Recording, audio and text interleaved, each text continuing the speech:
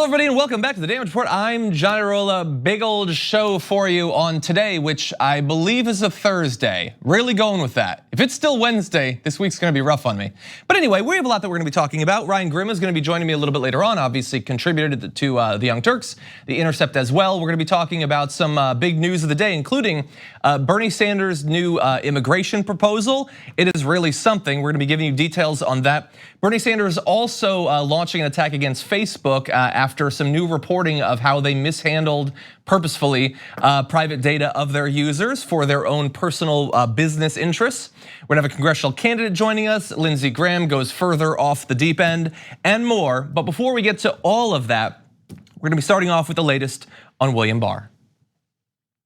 So far throughout this impeachment inquiry, William Barr has kept a relatively low profile, which has frustrated me to no end. The lack of attention to William Barr and his early efforts to avoid this scandal ever coming to light, which we will talk about. But there's some new reporting about William Barr and one way that he wouldn't help Donald Trump to get out from under this pressure he's facing.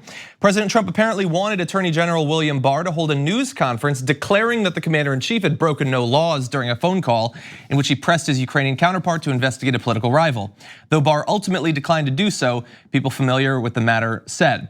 And so, when this was initially coming out, Donald Trump wanted William Barr to hold a formal press conference where he would just declare that he had done nothing wrong. And honestly, I sympathize a little bit with Donald Trump in how he had wanted that and then was stymied by William Barr because, I mean, why not? Back when the Mueller report was about to be released, William Barr decided to make his own Cliff Notes version of it, got out in front of it with a bunch of lies, a bunch of deception, and the media ran with it for a couple of days. And for all we know, that irreparably changed the public's perception of what the Mueller report eventually ended up actually containing. And so if he did it with Mueller, why not in this case? And yet William Barr refused to do that. The request for it, by the way, came around September 25th when the administration released a rough transcript or summary transcript of the phone call between Zelensky and Trump. And so I don't know if, they say it came around that time. I don't know if it came a few days before, a few days after. I'm imagining after, because Donald Trump really did seem to believe that releasing that transcript was gonna end this thing, and nothing did more to throw fuel on the fire of the impeachment inquiry, what would eventually become the impeachment inquiry, than releasing that transcript. So that was clearly not enough. Perhaps a press conference would have been enough to back the pressure off of him. And that might seem crazy or naive considering where we now are. I mean, it really does look like he's going to be impeached now, but that's not what it looked like on September 25th or that week. At that point, Nancy Pelosi, she still did not believe that impeachment was warranted, thought it would be too dangerous when it came to the election. Dozens and dozens and dozens of Democratic representatives in the House hadn't yet come out in favor of impeachment. We were still being pitched as crazy people for thinking it would ever happen. And yet it indeed did, although it might not have if William Barr had given him what he wanted. Now, what's interesting about this, and we're gonna get into Trump's denial that this happened, his attacks against the reporters at the Washington Post who came out with this. But apparently Trump not only asked him to do this, but he's been whining about it ever since, which makes it way easier for anonymous sources to eventually leak the information. The president has mentioned Barr's demurral to associates in recent weeks, saying he wished Barr would have held the news conference. You idiot, it was an attempted cover-up and you keep complaining about it. He's really bad at this, okay? It almost makes you believe that whole he's too dumb to quid pro quo thing. But anyway, we return to Donald Trump, who is responding to this reporting coming out, saying things like, Bill Barr did not decline my request to talk about Ukraine. The story was a fake Washington Post con job with an anonymous source that doesn't exist. Just read the capitalized transcript. The Justice Department already ruled that the call was good. We don't have freedom of the press. That is true. The Justice Department did put out a formal press release saying the call was good. But anyway, what's interesting about that tweet is like you start to get distracted by all the nonsense later on, but look again at that first sentence. Bill Barr did not decline my request to talk about Ukraine. No, that's the second tweet. But so you did ask him to do it, right? And he didn't do it. So he seems to have declined. You asked him to do something that makes you look really bad. You're admitting that on social media. And he didn't end up doing it, unless it was just a press conference that nobody showed up to. I don't know, that gets into like the Zen koan of the tree in the woods thing. But anyway, that had the admission. He did double down, saying the story in the Amazon Washington Post, of course, picked up by the fake news CNN, saying President Trump asked for AG Barr to hold a news conference clearing him on Ukraine is totally untrue and just another fake news story with anonymous sources that don't exist. The lamestream media, which is the enemy of the people, is working overtime with made up stories in order to drive dissension and distrust. So just brief mention, because I feel like we should never actually normalize this. When he feels pressure from a major news organization for doing reporting that makes him look bad, he once again went back to calling them the enemy of the people. So if you don't like the Washington Post, the president feels like maybe you should take that into your own hands and do something about it, because it's your enemy, capitalized, the enemy of you and all of the other people. And by the way, what an Orwellian place we've gotten to. Those two tweets I just saw, the first and then the continuation. I mean, he throws in fake news CNN, that Amazon owns the Washington Post, the sources aren't made up, the lamestream media, the enemy of the people. All we're at as a people now is just a series of fake, deceptive, propagandistic catchphrases, and you just string those together with the occasional verb, and that is a communique from the president, official communication. He again said, now there's a reason I'm reading multiple of these. He says, the degenerate Washington Post made up the story about me asking Bill Barr to hold a news conference. Never happened, and there were no sources. So that's interesting for two reasons. One, the idea that the Washington Post had a meeting of all of their staff and they're like, what would be a good story? Let's say he asked Barr to shut it down. And also to claim that that happened after 2 tweets earlier, you said that you asked him to do it. Really bizarre. I can't make heads or tails of it, but perhaps a Trump supporter actually could. Now, the reason I read that he's done multiple tweets about this is that this reaction that he's having to this story is really strong. He's really incensed by it, and it reminds me, perhaps it reminds you, of how he responded to the story about James Comey being fired.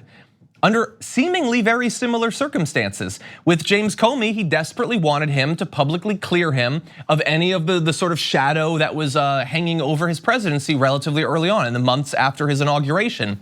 That whole fight, by the way, did not work out well for Donald Trump. It is what, after all, launched the Mueller report. He also had a similar relationship with Jeff Sessions. Jeff Sessions committed one sin in the eyes of Donald Trump, and that was that he was not sufficiently loyal in publicly clearing Donald Trump of all of the accusations against him. And again, I'll go back to the core principle of fascism is loyalty to the individual. Donald Trump demands that. That is what he wants. And William Barr here is not being sufficiently loyal. Now, Trump has not thrown him under the bus yet. He hasn't fired him either, perhaps because William Barr has been very helpful to Donald Trump since he came into the administration. I mean, that was his only qualification, was that he would do what Sessions and Comey would not. We know, I already talked about what he did during the Mueller report, and it will be interesting to watch in the near future how that relationship plays out, because Barr did what he could initially, before we even knew about this story, to make sure that we never found out about it. When the whistleblower put forward his initial complaint, the DOJ crushed it. They were like, there's nothing to this, we're not gonna do any interviews, we don't care, there's nothing here. And under normal circumstances, that might have led to this story never happening, because we wouldn't be talking about any of this, because we wouldn't know about any of this. Thankfully, the whistleblower did not let it die there, and thus we end up where we're at. But William Barr, a guy who is implicated in this scandal, although nobody pays attention to it, from day one, before day one, has been trying to shut down any investigation into it. That is a massive conflict of interest, a conflict of interest that continues to this day because William Barr still heads the DOJ. And while he might have done the right thing in not doing this press conference, he's still there as a loyal Trump supporter who believes that his position as AG has nothing to do with an obligation to the American people and everything to do with an obligation to protect Donald Trump. He needs to be brought into this. Democrats should be talking about William Barr. They should be making sure that he either is recused from this entire investigation, anything having to do with it, or is replaced by someone who actually understands what the position of AG is meant to accomplish. So far, we haven't gotten there, but God, I really hope that we have some movement in that direction. Okay, we're gonna take a short break. When we come back, Ryan Grimm is gonna be joining us to break down some of the big news of the day after this.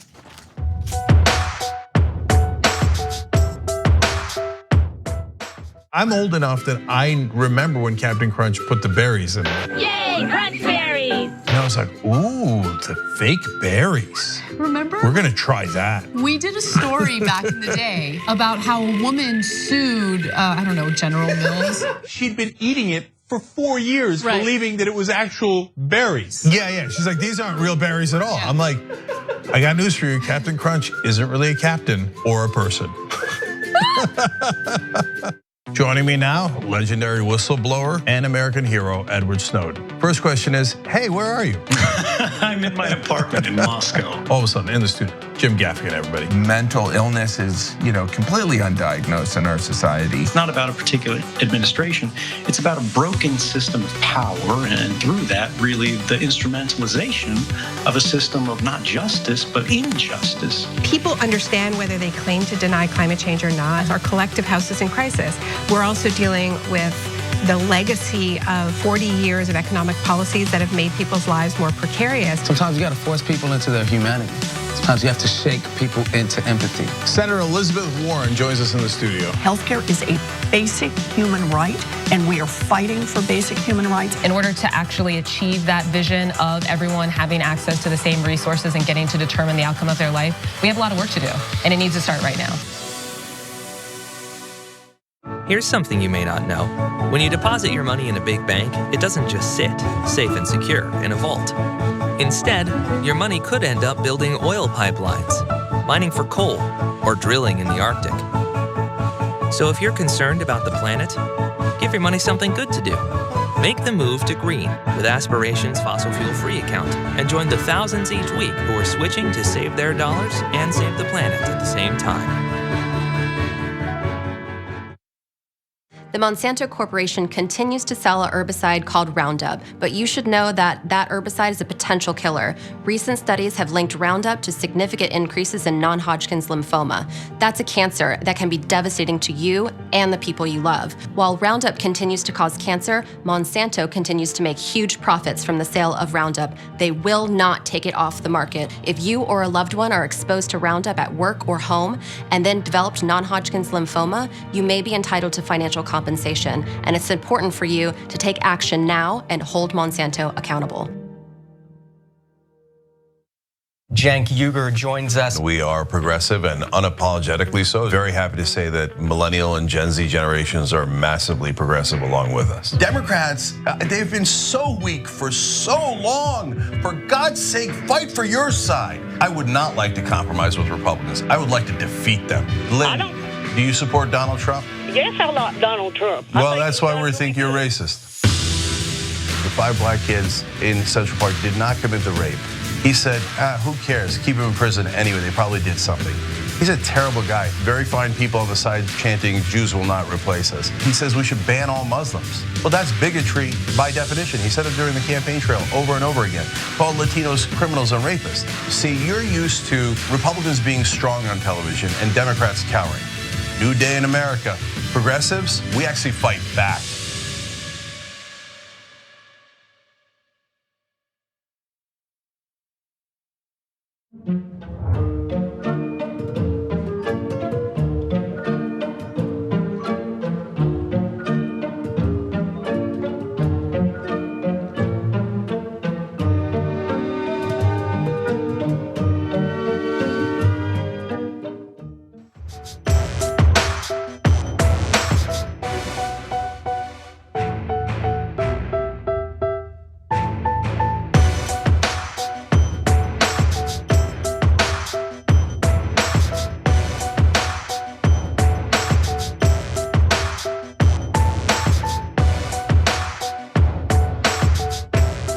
Today, Bernie Sanders is out with his immigration plan, and it is really something. There's a lot to it. We can't go in depth into everything, but to give you an idea of how all-encompassing it is, it includes a call for the breakup of ICE and CBP, redistributes their functions to their proper authorities, reinstates and expands DACA, ends for-profit detention, calls for a full demilitarization of the border, obviously does not have funds for a wall, withholds federal contracts for employers found to be exploiting guest workers, ends workplace raids, and provides a legal path to citizenship within 5 years, among a number of other components. So this is really something.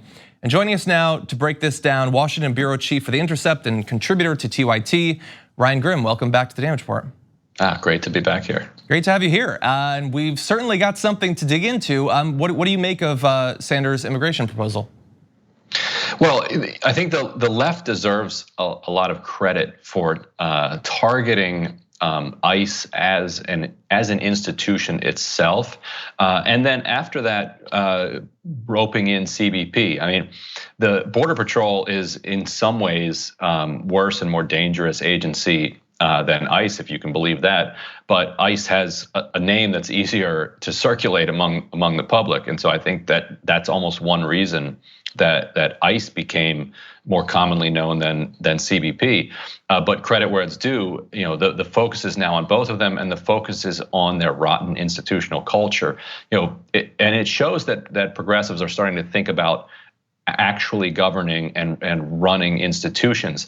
When an institution is so thoroughly rotten to its core that its culture has just gone rogue, there aren't reforms that you can do to kind of move it in the right direction, because the culture is going to continue to drive it in the malignant direction that it's headed. And that is absolutely the case with ICE and CBP. Intercept has done some reporting on this. ProPublica has done some reporting on this.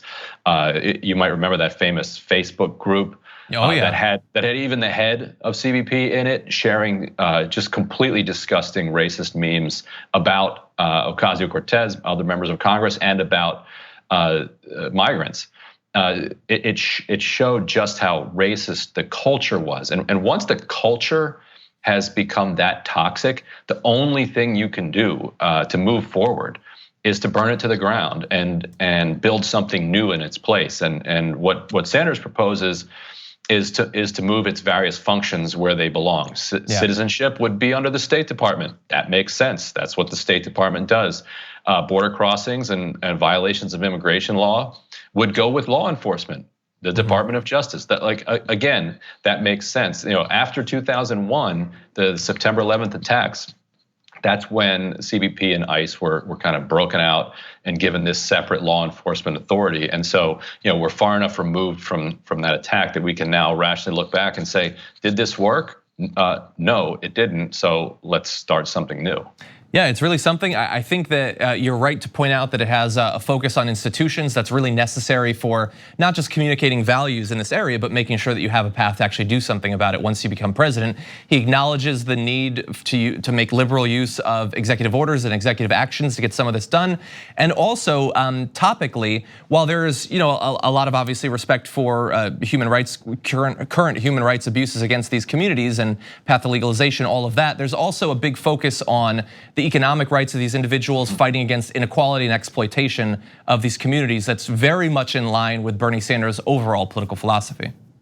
And this, I think, is the best that a populist argument can do and still be moral and humane in combating the right-wing populism that Trump relies on. Like right now, a lot of the building trade unions and a lot of people involved in construction and manual labor are extremely happy with Donald Trump. Wages for the first time are up. There's a ton of work, a ton of stuff is being built, and I think at some level, some workers connect Trump's anti-immigrant message with rising wages, and they say, "See, look, we've been saying for years that all of these brown people streaming across the border were driving down our wages. Now we have somebody who's talking about a wall all the time, and all of a sudden our wages are going up." That's the populist right-wing message. And the counter to that is that no, if you believe that immigrants are pushing down wages, the only reason that would be true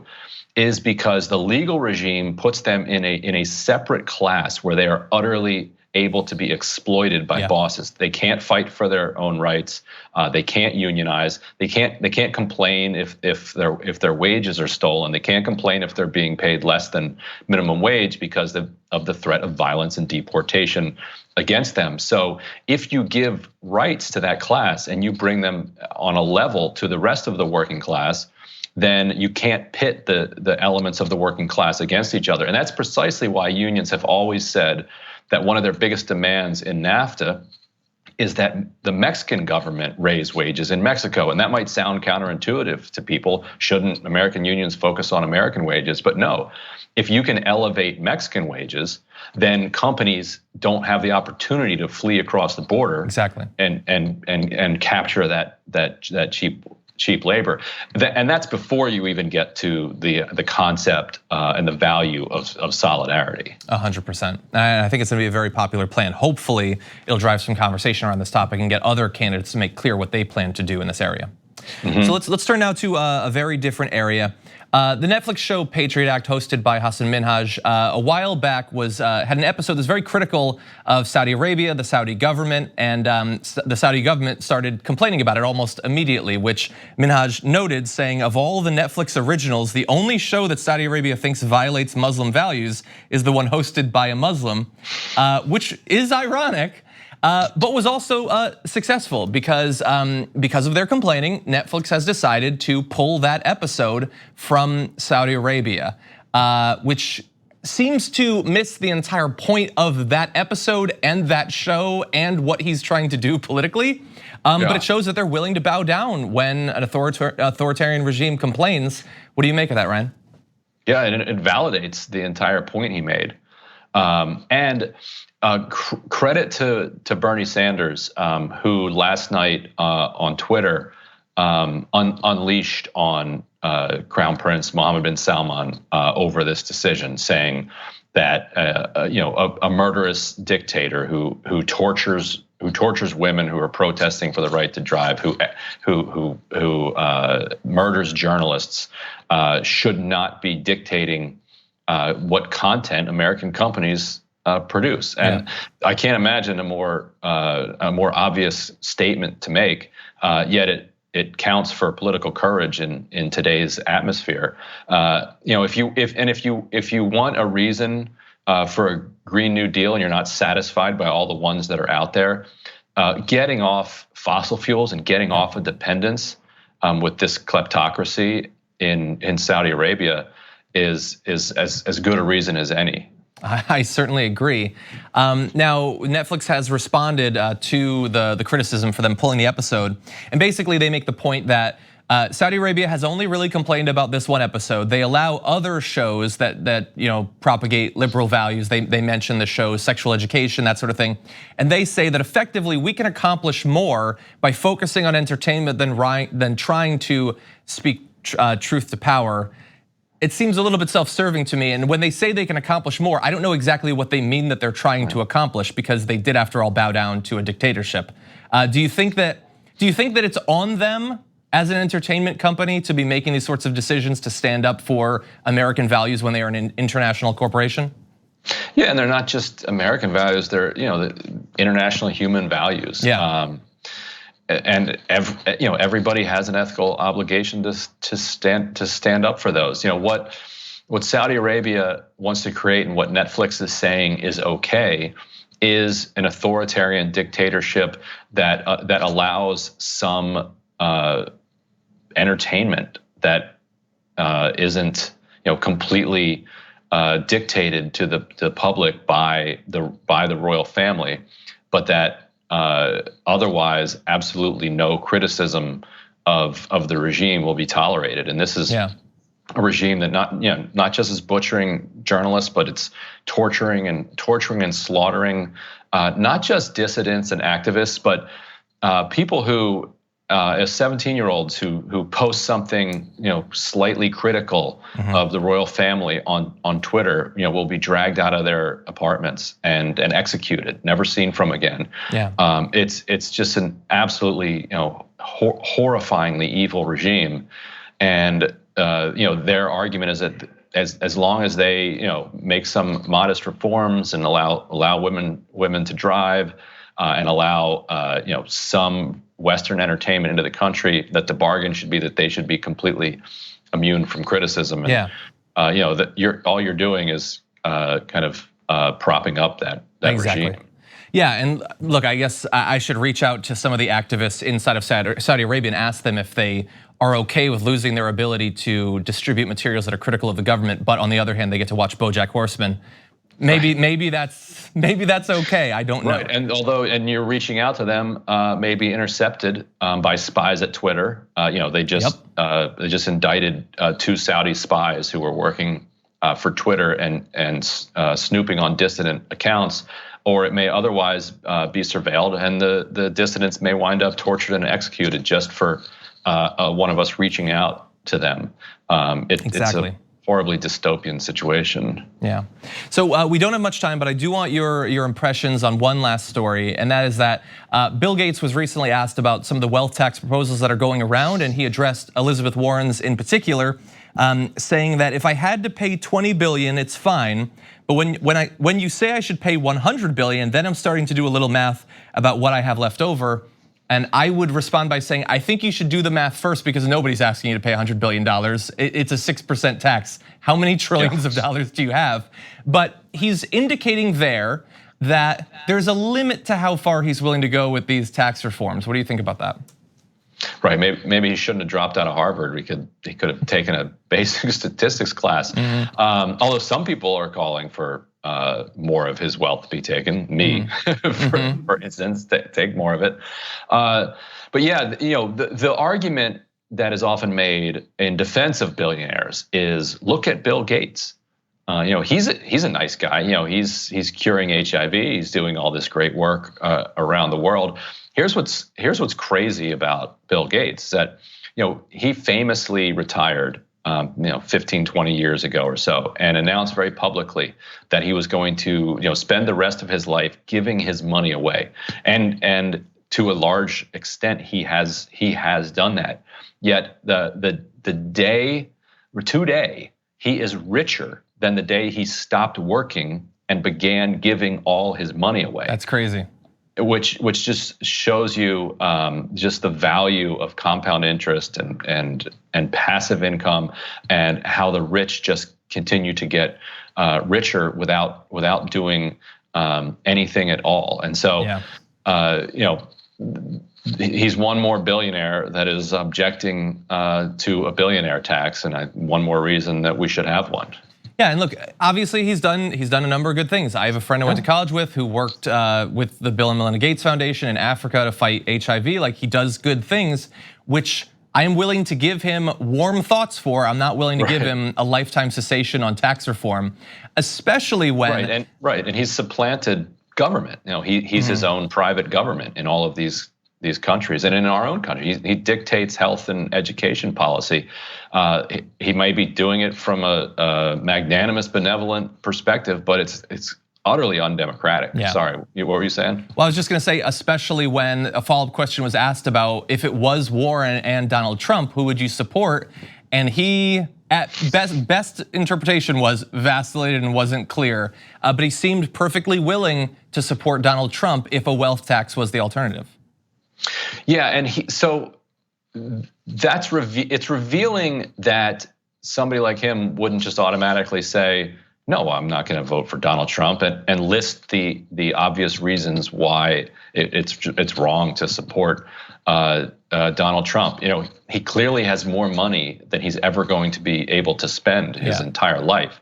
But because there's a 6% tax on his wealth thrown out there, all of a sudden now he's wavering, or he actually would vote for Warren, and he's afraid of alienating the far right elements that support Trump, which isn't very impressive either. Because he said, I would vote for the person who would bring the most professionalism to the White House, and that's not a very impressive code. No, I mean, they're clearly out of Elizabeth Warren and Donald Trump, one of those is professional, and the other just is Donald Trump. So he did seem to be hinting that even despite the wealth tax, he would vote for Warren because he thinks Trump is unprofessional. But the unwillingness to come out and just say that is also revealing. Yeah. I expect that, considering the strike back, he's probably going to have to release a second statement that's a little bit more clear. But Ryan Grimm, thank you so much as always for joining us on the Damage Report. Oh, thanks for having me. We're gonna take a short break here. When we come back, Bernie Sanders speaking out against some of the recent revelations involving Facebook and your private data after this.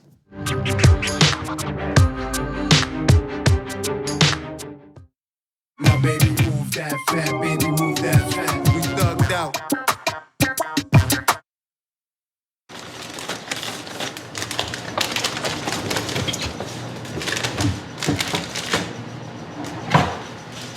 What's J&A? Ja'Cory and Arthur. You guys share a mug? Yeah, you both take our hot cocoa black. That doesn't make any sense. Plus, I'm right-handed and Arthur's left-handed, so our lips wouldn't even touch the same area. It's perfect. No, I'm not left-handed. What do you mean? I've seen you type with your left hand. Yeah, and also with my right hand. That's how typing works.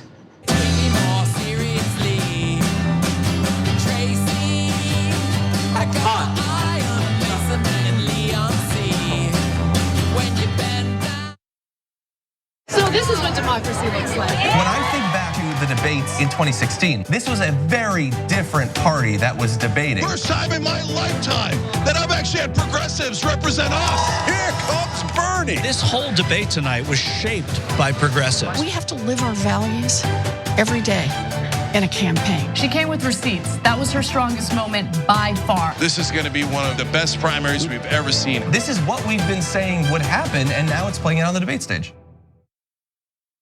The Monsanto Corporation continues to sell a herbicide called Roundup, but you should know that that herbicide is a potential killer. Recent studies have linked Roundup to significant increases in non-Hodgkin's lymphoma. That's a cancer that can be devastating to you and the people you love. While Roundup continues to cause cancer, Monsanto continues to make huge profits from the sale of Roundup. They will not take it off the market. If you or a loved one are exposed to Roundup at work or home and then developed non-Hodgkin's lymphoma, you may be entitled to financial compensation, and it's important for you to take action now and hold Monsanto accountable.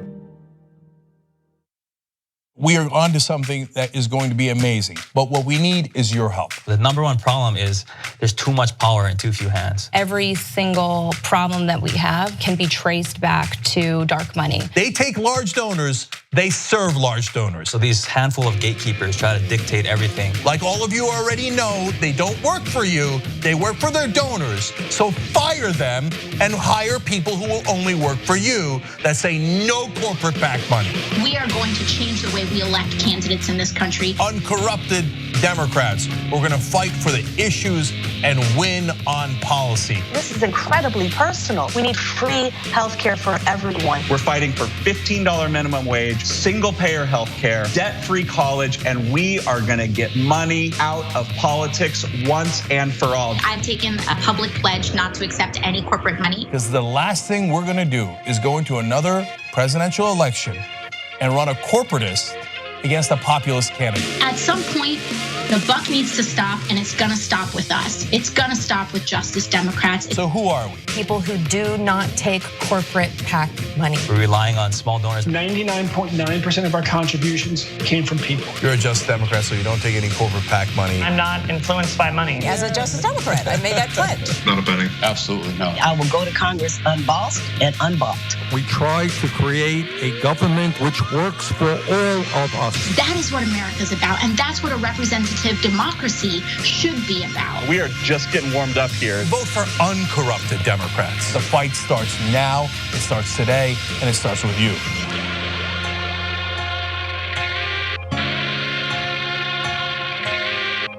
I've been honest with him. Like, yeah, I was upset with you and I shouldn't have done it. But instead I was like, I'm just trying to protect my engagement ring.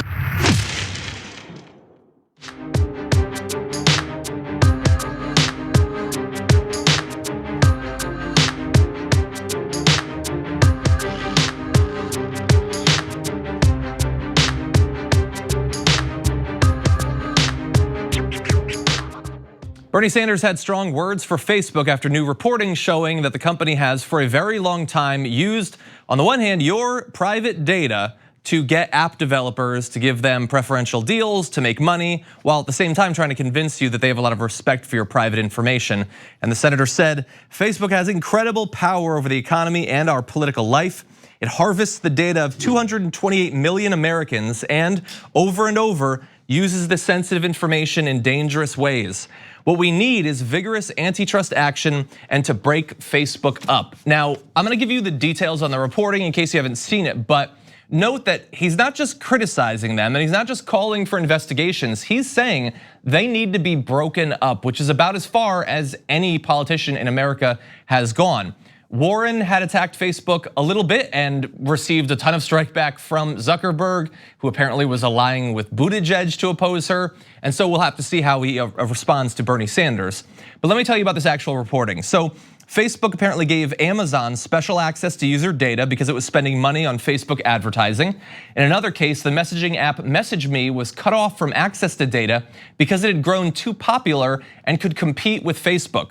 And I can't say for sure, but I'm imagining that the threshold for becoming too popular is pretty low because I've never heard of that app in my entire life, but apparently it was too big and it was becoming a threat to Mark Zuckerberg.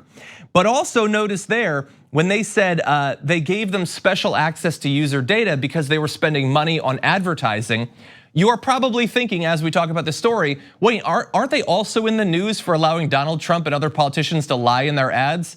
Yes, and I am worried about the precedent they've set with these companies where if you spend enough money in ads, we will not only allow you to lie, but potentially give you access to private user data while lying to our user base about whether you can see that information or not. So we know about this because of a lawsuit. They got this trove of documents, thousands and thousands of documents, 7,000 pages in total, internal communications, emails, web chats, all of that. And in it, we found out that some employees at Facebook were bringing up their concerns about this. Doug Purdy, who was the director of product for Facebook at the time, described Zuckerberg as a master of leverage. Others said that it was basically Facebook had become a cast of Game of Thrones villains. One employee said that the competitive bucketing that Facebook was attempting to achieve with its platform is, quote, more than complicated, it's sort of unethical. With another agreeing, that feels unethical somehow. It just makes me feel like a bad person. Thank you for noting that. Do something about it while you can, because it's not just sort of unethical, it's wildly unethical and probably should be illegal if it isn't already. But what's even worse than that is while they're doing all of these deals with different apps and using your information as a bargaining chip with them, specifically to make money, they're also lying to you about it. So Facebook was planning to publicly frame those exact deals as a way to protect user privacy. I don't know how they were going to do that, but apparently he's a master manipulator, so maybe he was going to come up with something. That's the bad news. All this reporting is the bad news. The good news is that in addition to national politicians like Bernie Sanders, who are calling for more accountability and potentially splitting up Facebook, state level efforts against the company have been proceeding as well. Facebook has apparently been under investigation by California officials over its privacy practices for more than a year, with State Attorney General Xavier Becerra saying on Wednesday they may be forced to turn over key documents. Becerra said the Attorney General's office had been investigating since spring of last year whether Facebook violated California law by deceiving users and misrepresenting its privacy practices, and that the company has continued to drag its feet and refuse to comply with the requests. In October, New York Attorney General Letitia James announced that 47 attorneys general from states and US territories plan to take part in a New York-led antitrust probe into Facebook. So their strategy at this point is to deceive you about what they're doing behind the scenes, and when it comes to official investigations, to drag their feet, not cooperate, not provide documents, and all of that. They can do that to a point, especially considering how much money they have, their donations to politicians, all of that. But once you get effectively all of these states' attorneys general across the entirety of our country, it should become a little bit harder to do that. And if we have the right politician leading our country and making sure that we keep the pressure on Facebook to do what it has always promised us it would do in regard to our private information, maybe some of those state level investigations can get to the bottom of what Facebook has been doing and we can have some actual substantive reforms. Okay, we're gonna take a short break. We come back, Christopher Armitage is gonna join us, congressional candidate for Washington's 5th District. We're gonna break down that race after this.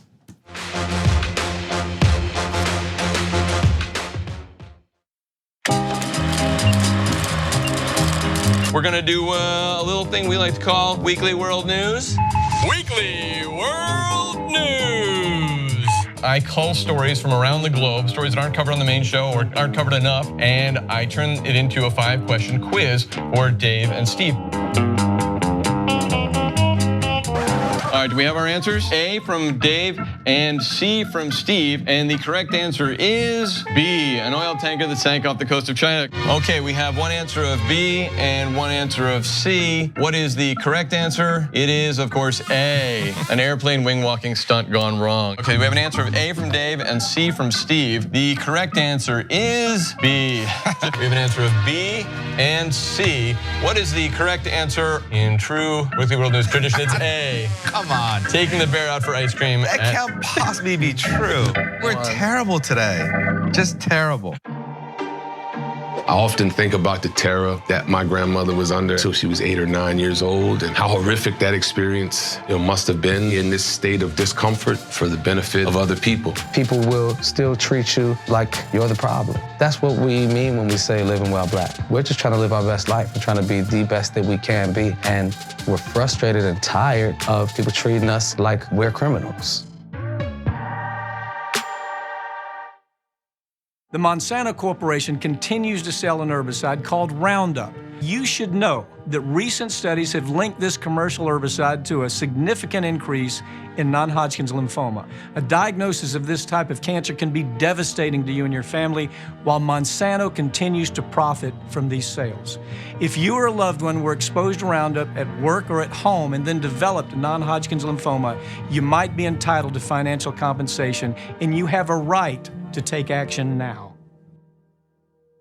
You're about to watch some behind the scenes footage of the Young Turks. Ooh. Now these are partial videos. If you want to get all of them, you become a member, go to tyt.com/join, and you'll get all the behind the scenes of me, Anna, John, JR, a little bit reality show like. tyt.com/join and enjoy this. You know what you're seeing behind me? Jersey, hold. Watch me flip this camera. However I flip it. Do I flip it like this?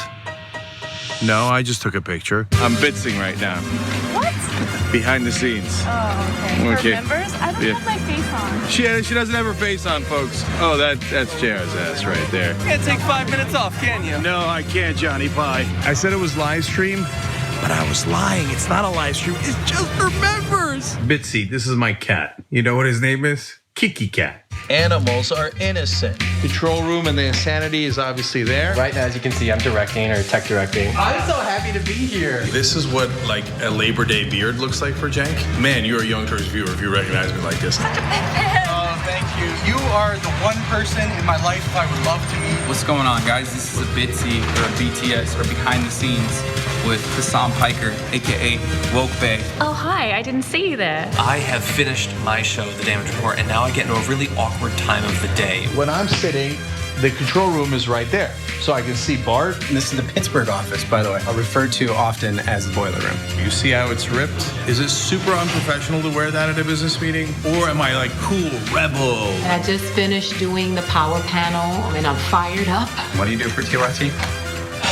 Not a whole lot. If you're frantically tweeting at us that something's broken, thank you, because I'm fixing it. And thank you for being a TYT member. Super last thing, because there's always got to be a super last thing. Oh, that was disastrous. This has been behind the scenes, behind the scenes.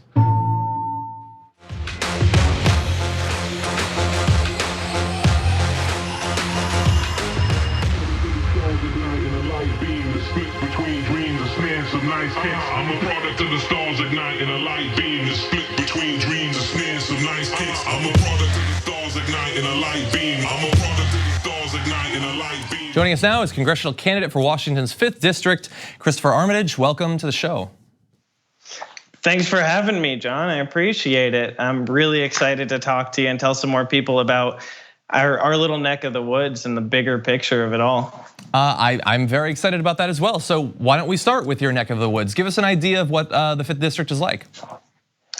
Well, it's Eastern Washington. So we have the second biggest city in the state of Washington, Spokane, but it's actually 25% bigger than New Jersey. We have 10 counties, but 2/3 of the population is in one of those counties. So it's very economically diverse. It's a rapidly growing community. It's a place that I love. I was stationed here at our Air Force Base for 2 enlistments, and just this is my home. I love it. Now, in terms of politics, my impression as an outsider, I've never visited the area, I've heard things about the Spokane area, is that it does lean a little bit more conservative, and we should make note that the incumbent is a Republican. So tell us a little bit about the political makeup of that area. Yeah, we were actually on the red to blue list that the DCCC put out in 2018, and it looked like we were going to be a flippable district. And we ran a Hillary Clinton light type candidate, someone who spent all their time in the 2 major towns that are in our 10 counties. They did private fundraisers and public speaking engagements. A lot of people felt ignored. And it's not just money that wins these races. And like I said, this community is really diverse. When you travel up and down the district, I mean, in some of these rural counties, we've done events, and you'd be amazed how many serious, rabid progressives show up and are ready to actually win this race. Okay, so tell us now about how you're going to differentiate yourself from the 2018 effort. So what is your race going to be like? How did you get into this? Yeah, well, personally, I've made the pledge not to take any corporate money. I think it's important that we walk the walk. One of my big frustrations with our 2018 candidate was when she took corporate money.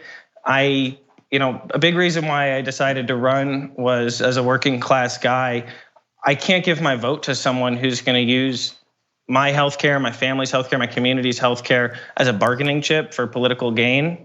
And that's just way too many people who get into politics. So this isn't really something I pictured for myself in my life, but I think that we deserve to be represented by one of us. I've made minimum wage in the last few years. I've avoided going to the doctor as I had strep throat. I'm sweating through pillows, but I'd never had strep throat before, so I didn't know if that's what it was. And so I was avoiding going to the doctor because who knows what kind of bill I'm gonna get. Meanwhile, when I was active duty military, I was deployed to the border of Iraq and Kuwait, and I was helping family members with their copays for medical bills. Wow.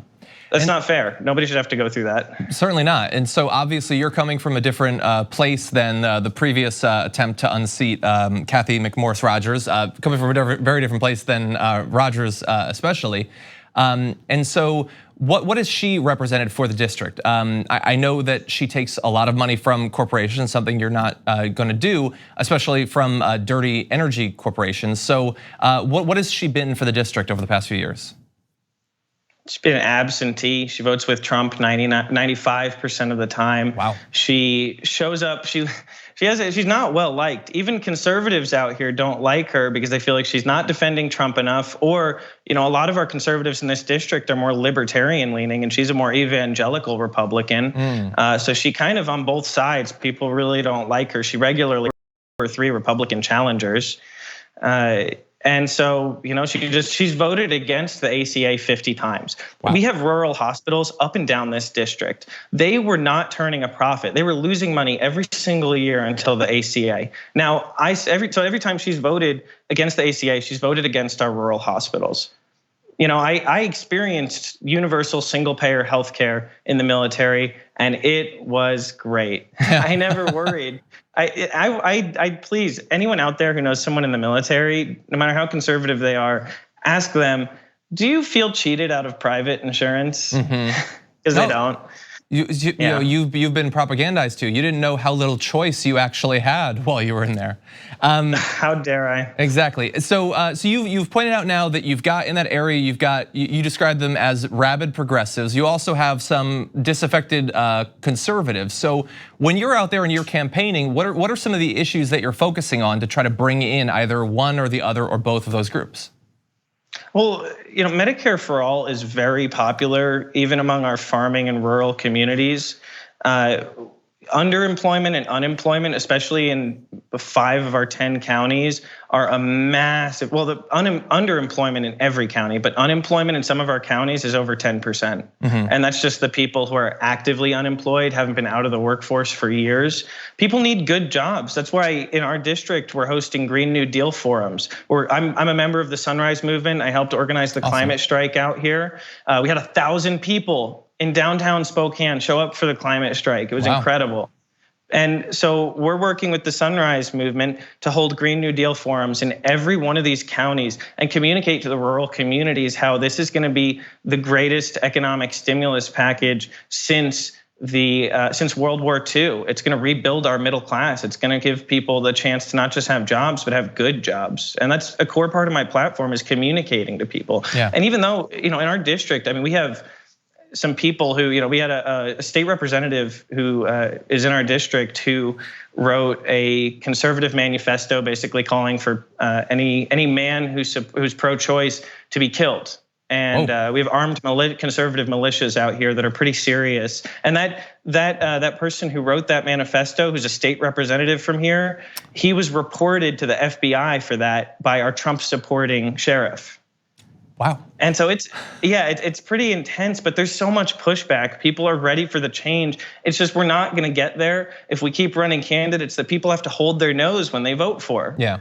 People want to vote for one of us. And that's what happens is everywhere we go in this community, we're seeing that when you listen to people, regardless of where they are on the spectrum, I see that we have more in common. I have more in common with them. Our campaign has more in common with them than their current representation. We're getting back to the working class core of this. So we actually had a Speaker of the House from this district, Tom Foley. He lost his seat in '94 in the red wave after the assault weapons ban, and he is still a legend in this district. He was elected first in 1962, and the legend has it that he won by going to every single small town tavern and shaking hands with everyone in that tavern, no matter how conservative, and saying, "I'm Tom Foley and I'm running for the US House of Representatives." Well, you better start hitting up some taverns there.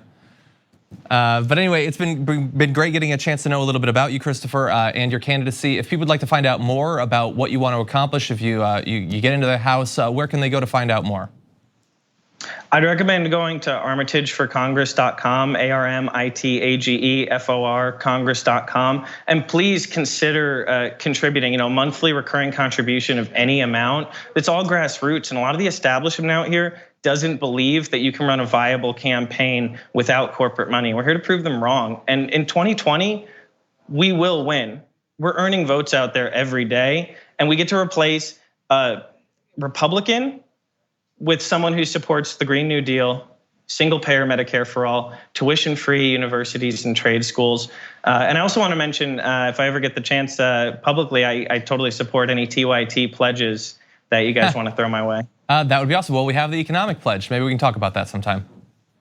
Cool, thanks, John. Okay, thank you, Christopher, and good luck with the run.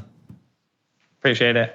We're gonna take one last break here. When we come back, a little bit on Lindsey Graham continuing to dip, dodge, and weave, not wanting to make clear why he continues to stick with the president when more and more evidence is coming out involving this Ukraine scandal. We'll have his latest media appearance after this.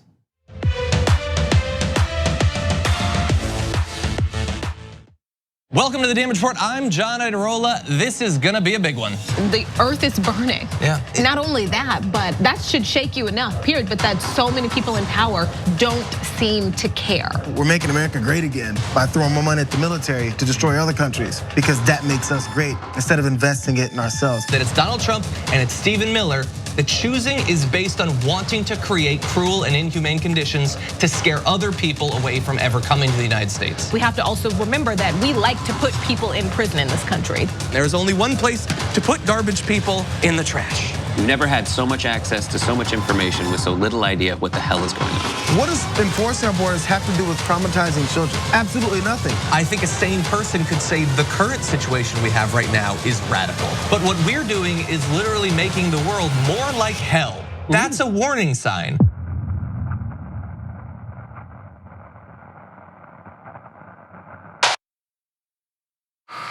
All right, we got a graphic incoming.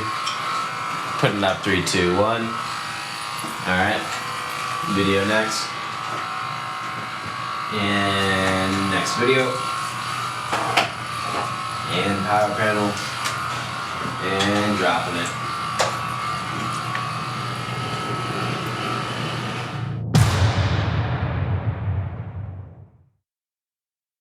The Monsanto Corporation continues to sell an herbicide called Roundup. You should know that recent studies have linked this commercial herbicide to a significant increase in non-Hodgkin's lymphoma. A diagnosis of this type of cancer can be devastating to you and your family, while Monsanto continues to profit from these sales.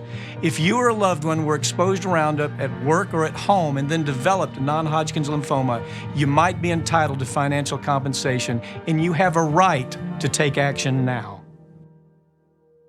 I'm in Salt Lake City, Utah. I'm at a Wolfpack gathering. We're growing. I see faces that I recognize, but I also see a lot of faces that I don't recognize, and that's fantastic. We are all taking time out of our lives to be here, and that's amazing. That means we truly believe in this. Make no mistake, everyone in this room is a leader in a Wolfpack. Alaska, West Virginia, Montana, Georgia, Massachusetts, New York, New Jersey, everyone is here. All these folks paid with their own money and sometimes took vacation days to come here to strategize on how to get our democracy back and get money out of politics. Or you get more political power just because you have more money. This is why it requires a constitutional amendment. The process of winning in your state next year doesn't begin when session begins. It begins right now. To work to a goal, something this big that you're actually making a difference of, there's very few things in the world that really compare to that feeling. Equal rights, a fair representation, rights for human beings, anti-corruption laws, and free and fair elections. That's what we are fighting for. What were the founding fathers? Revolutionaries. And they built revolution into the document. So Article 5 is the way we have to go. This is how you do it. You're in this as a team, you're in this together. The fight will always continue. That fight is not between the left and the right. That fight is between basically greed and humanity. So I'm asking you to put differences aside, whether you're conservative or independent or progressive, to join forces to say no more corruption. You get beyond the fear, you take that first step, and you'll change the world. What I want to leave you with, of course, is hope. And I want to assure you that if we keep fighting together, we're going to win together. We're going to get that convention, we're going to get that amendment, and we're going to get our democracy back. Come join us, wolf-pack.com.